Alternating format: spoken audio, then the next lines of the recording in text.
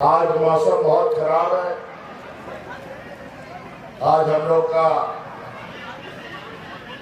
Helicopter भी नहीं उड़ पाया, सड़क मार्ग से आने में विलम्ब हुआ और अचानक अब धीरे धीरे मौसम भी खराब हो रहा है और असम का ये चुनाव धीरे धीरे अपना मंजिल की ओर भी आगे बढ़ रहा है। इसीलिए इस चुनावी सभा में बहुत कम बातों को अधिक समझने का आप लोग प्रयास कीजिएगा कि आज जेएमएम पहली बार असम की धरती में राजनीतिक चुनाव में हिस्सा ले रहा है। आशा, जय भारत पार्टी सभी लोग मिलकर आज इस चुनाव के मैदान में हम लोग खड़े हैं। हम लोग जेएमएम आज झारखंड के वीर भूमि से असम के इस चाय बागान के क्षेत्रों में अपना पहला चरण के साथ शुरुआत कर रहा है। हम लोगों ने पहले चरण में इस राज्य के चाय बागानों के मूल समस्या को लेकर आपके संघर्ष और आपके आंदोलन में आपका साथ देने आए हैं। यूं तो असम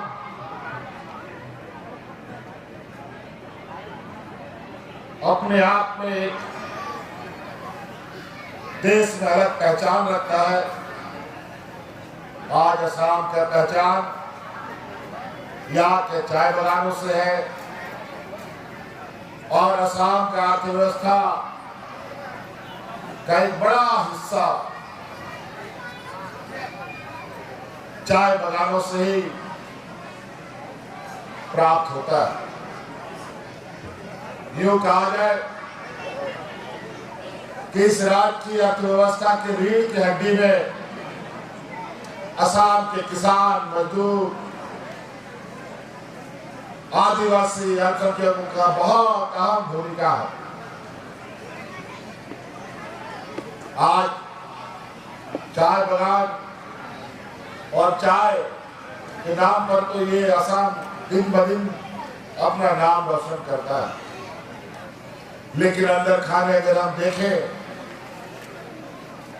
कि आज इस चाय उद्योग को पीढ़ी दर पीढ़ी खून पसीने सींचकर जो इसका नाम रोशन करने वाले लोग हैं, जो यहाँ के आदिवासी और मूलवासी लोग हैं, जो यहाँ के किसान मजदूर हैं, उनकी हालत दिन ब दिन बदतर होता चला गया है।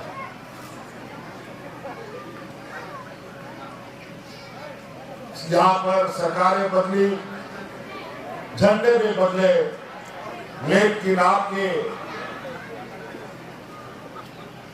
जो जीवन शैली है या जीवन में कोई बदलाव नहीं हुआ, बल्कि और खराब होता चला गया। और आज इसी को लेकर आपके देश में आपकी बातों के साथ, आपके आंदोलन के साथ हम लोग आपका साथ देना चाहते हैं।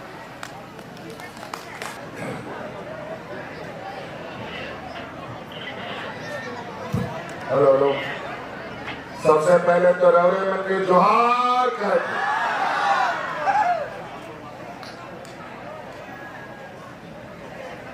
सबसे पहले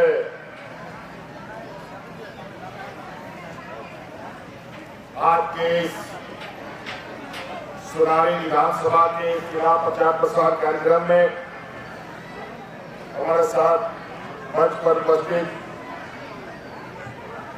बलदेव तेली जी जो प्रत्याशी भी हैं और हमारे साथ उपस्थित हमारे सहयोगी मंत्रिमंडल झारखंड के मंत्री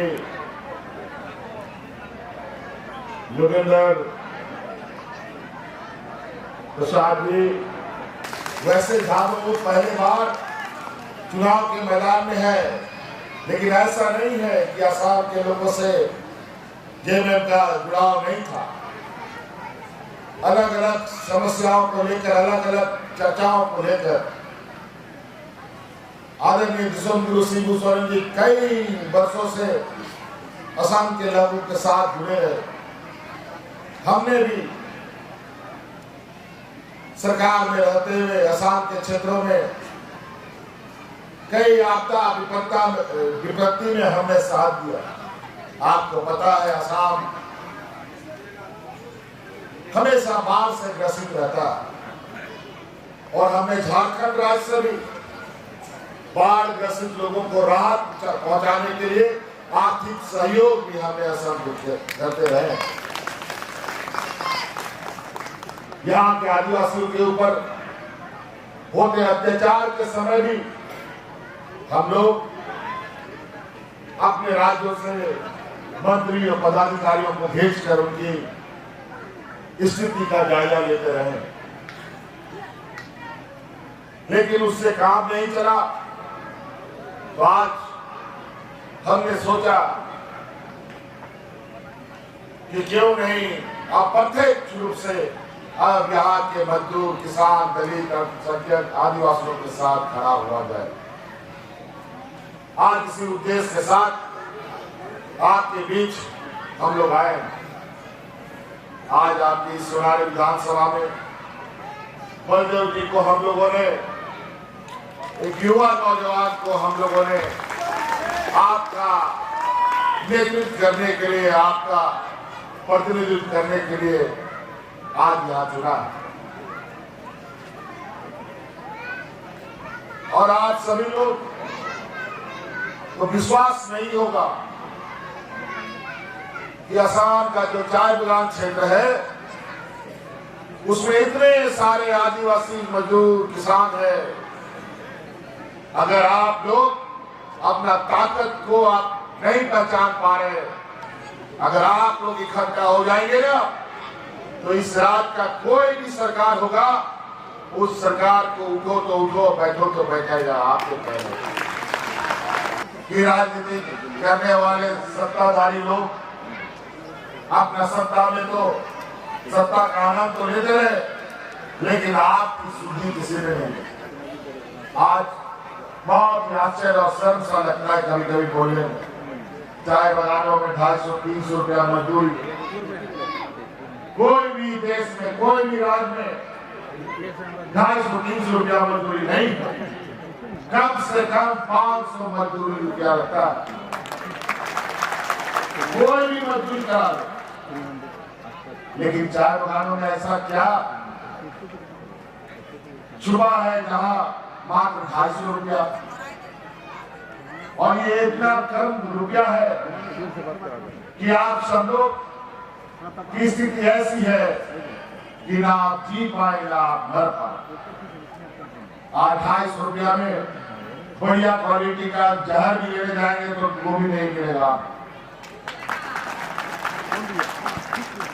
तो 250 रुपया में आप कैसे जीते हैं ये आप ही बता पाएंगे। और आज के दिन में महंगाई आसमान छू रहा। अभी तो चुनाव खत्म होने दीजिए, फिर उसका महंगाई और चेहरा लेके आपके सामने खड़ा हो।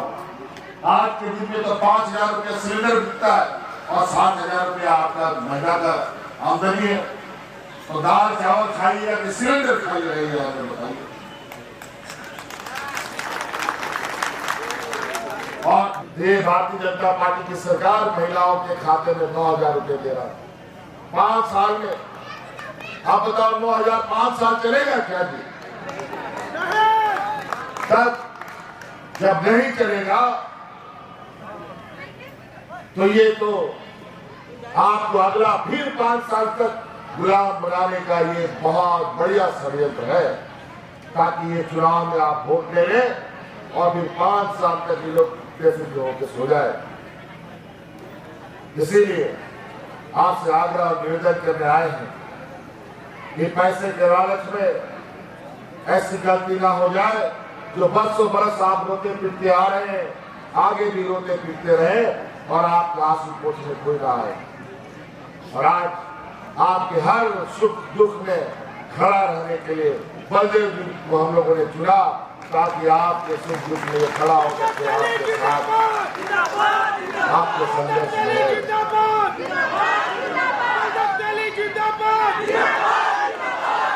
आज यहाँ पर बड़े पैमाने पे जब असम नहीं बना, बिहार नहीं बना, उड़ीसा नहीं बना, एकत्रित बंगाल के समय से हजारों साल से मजदूर यहाँ पर खेती बाड़ी करते आए हैं, चाय बगानों में। आज वो आदिवासी लोगों ने असम को तो अपना लिया, लेकिन असम ने आज के दिन में भी अपनी पहचान के लिए संघर्षरत है।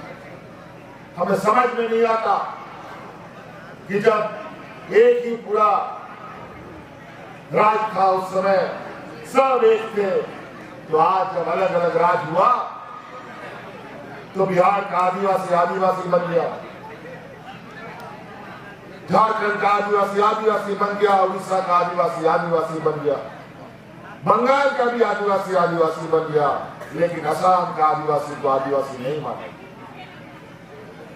कहीं न कहीं आपको बड़ा चतुराई से हमारे पूर्वज पढ़े लिखे कम होने की वजह से कागज पत्थर में क्या लिखा रहा है, क्या पढ़ा जा रहा है, कोई नहीं समझ पाता था। ऐसे मंचों में भाषण देकर के कोई हमें बताता नहीं था कि कैसे हमें ठगा जा रहा है, कैसे हमें छला जा रहा है। और आज जब इतना धीरे धीरे हमारे पीढ़ियां थोड़ा बहुत पढ़ लिख रहा है, तो पता चलता है कि यहाँ आदिवासियों के साथ कितना बड़ा छल कपट हो रहा है। और आज आप उसी बात को लेकर आपके बीच हम लोग आए। हमने पहले भी कहा, हम लोग वीर भूमि से आते हैं, हम लोग किसी के सामने रोते गिड़गिड़ाते नहीं है, भीख नहीं मांगते हैं, हम लोग लड़ते हैं और छीन के अधिकार देते हैं। तो लड़ने वाला सिपाही है। आज जाके देखो झारखंड में, जैसे ही डबल इंजन की सरकार वहां पर थी, लेकिन वो डबल इंजन की सरकार में वहां के आदिवासी किसान मजदूर भूख से मरने लगे थे। हाथ में राशन कार्ड लेकर के भाग भाग करके मरता था। फिर हम लोगों ने डबल इंजन की सरकार को उखाड़ के फेंका, गुजरात भेज दिया। आज वहां पर झारखंडियों की सरकार है। और आज कोई झारखंड में भूख से नहीं मरता।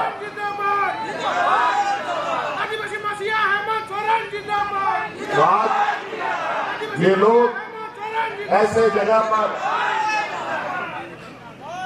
अपना हमेशा राजनीतिक रोटी पकाते हैं जहां समाज के अंदर भेदभाव रहता है।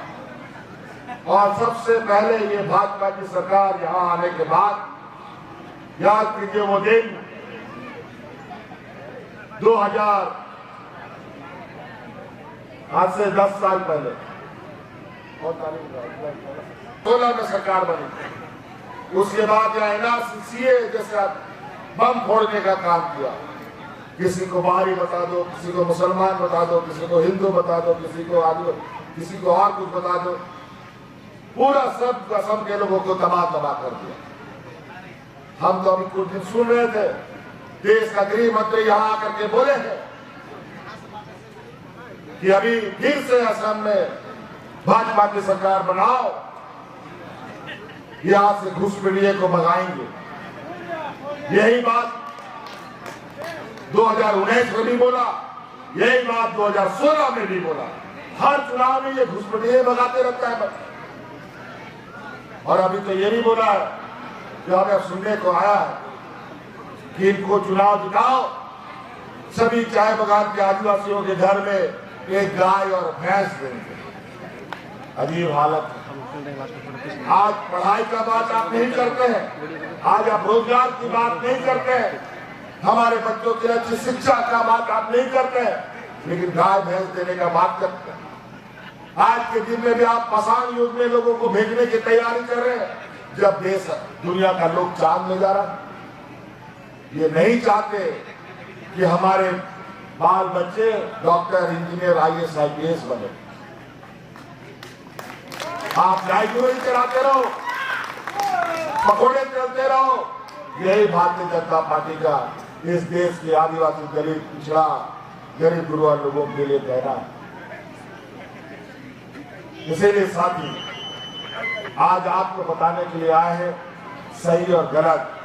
जो आंख में आपको धूल झोंका जाता है वो वृक्ष वृक्ष का है। जो आपको आज 9,000 रुपया दिया जा रहा है, 10-20 रुपया बढ़ा दिया जाता है, ये आप में धूल झोंकने के बराबर है। मैं पूछना चाहता हूँ इस सरकार से कि 9,000 5 साल में क्यों हर महीना महिलाओं के खाते में 9,000 रुपये क्यों नहीं मिलता? आज 250 रुपया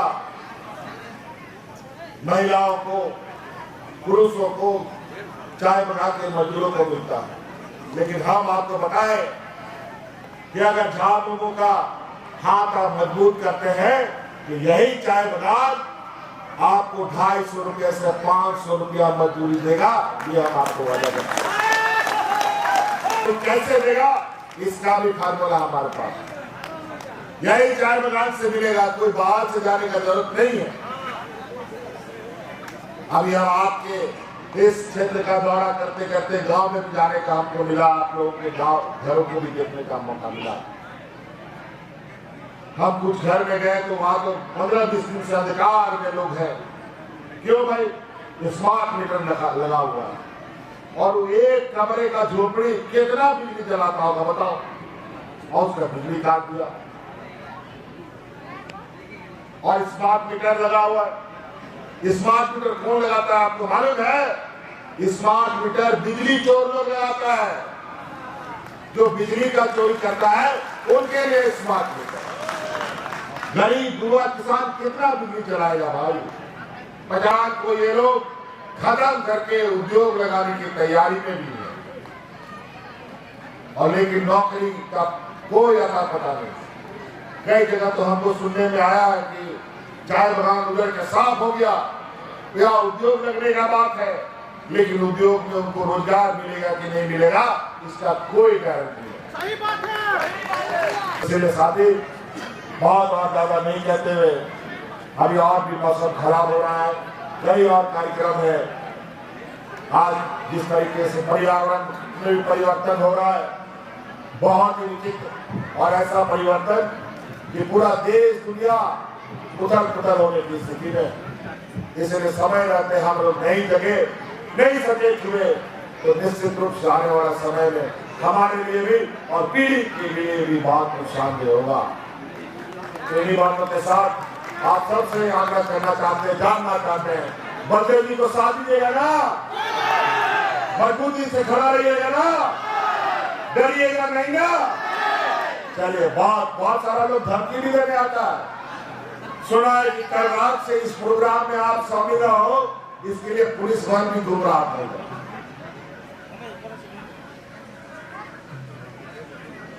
पूरा देश का बड़ा बड़ा फोर्स को यहाँ लाके पटक दिया है ताकि अपने संवैधानिक ताकतों का दुरुपयोग कर अपना चुनाव जीते। ईवीएम मशीन में भी बहुत छिटपिट करने का बात खबर आता है। अभी कई वोटर लिस्ट अपने हिसाब से बनाता है, लेकिन उस सब चीज का इलाज है।